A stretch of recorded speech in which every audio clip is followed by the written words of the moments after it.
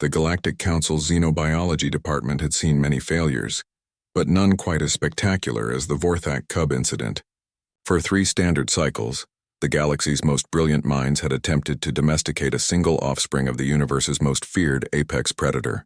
The Vorac, serpentine creatures the size of battle cruisers with diamond-hard scales and psychic abilities that could drive lesser beings insane, were considered untamable death incarnate. Yet somehow their cubs had ended up scattered across several worlds after a tragic accident destroyed their nursery ship. Most were immediately terminated by planetary defense systems, but one had been captured alive on the research station Kepler-7. The scientific opportunity was unprecedented, and the challenge seemingly impossible. Dr. Adnan Qureshi arrived at Kepler-7 on a Tuesday, his transport ship still smoking from the hyperspace jump.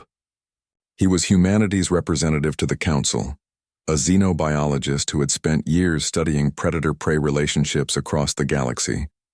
As he walked through the station's pristine corridors, he could hear the distant sounds of destruction echoing from the lower levels. "Another failure?"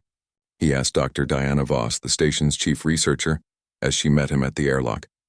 Her usually immaculate lab coat was torn, and exhaustion lined her face. The Zephyrian mind melders lasted 6 minutes before the cub's psychic screams drove them into catatonic states, Diana replied, leading him toward the containment levels.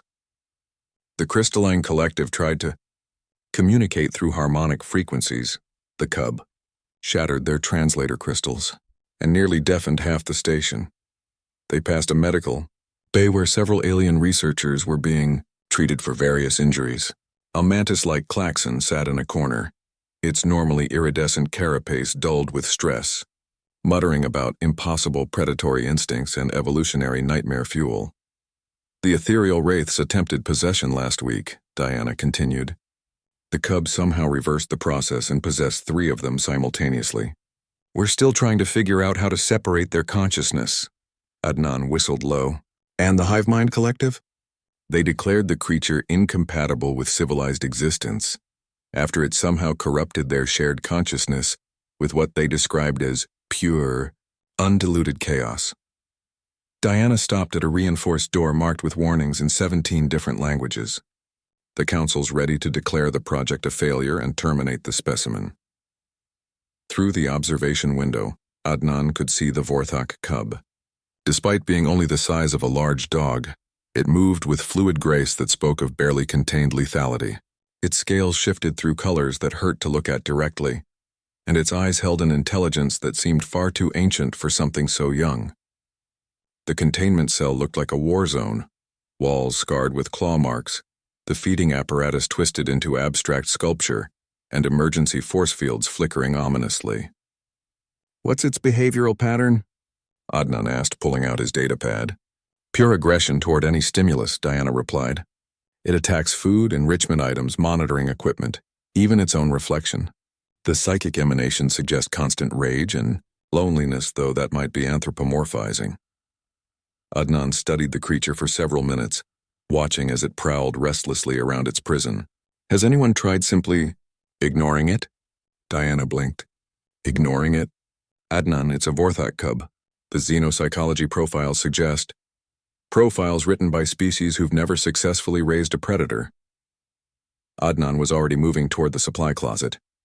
"Every approach so far has focused on domination, communication, or mental subjugation. What if the cub just wants to be a cub?"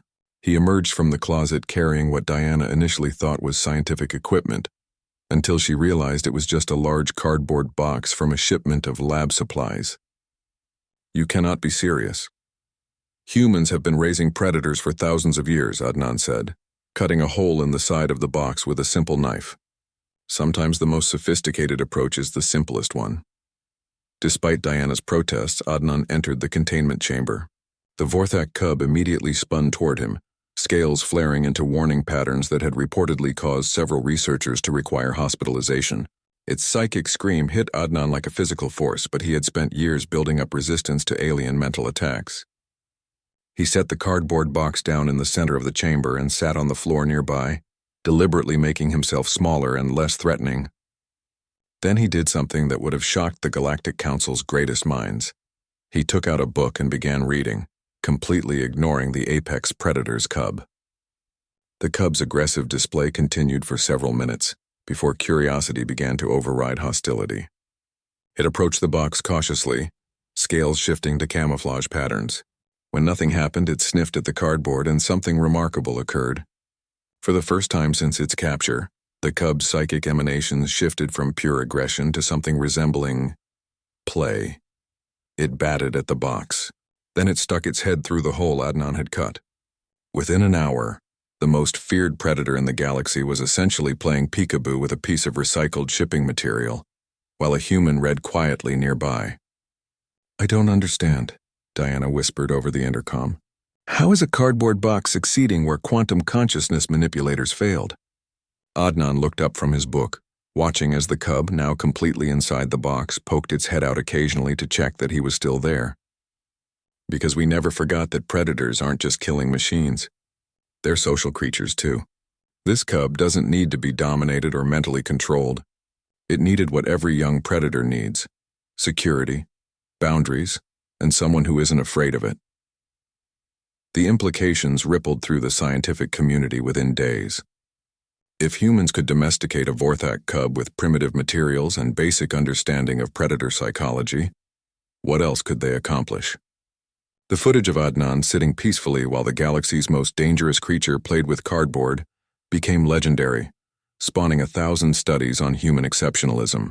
But perhaps the most remarkable moment came 3 weeks later, when the cub, now named Box by the research team, began to purr when Adnan entered the chamber.